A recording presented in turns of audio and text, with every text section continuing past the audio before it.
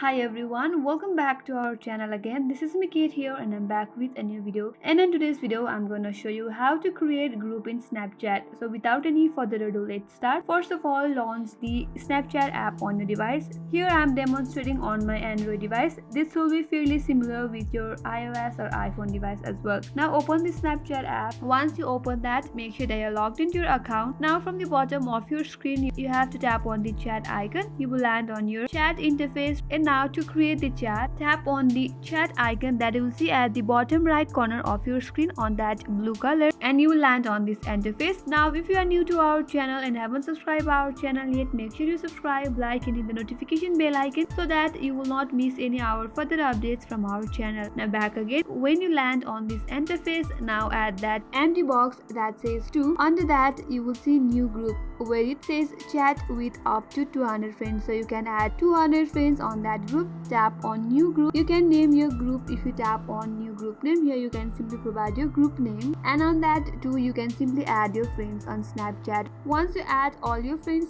you have to tap on chat with group, and then your group will be created on Snapchat. I hope this tutorial helped you. That's all for today, and thanks for watching till the end. I will see you on next tutorial.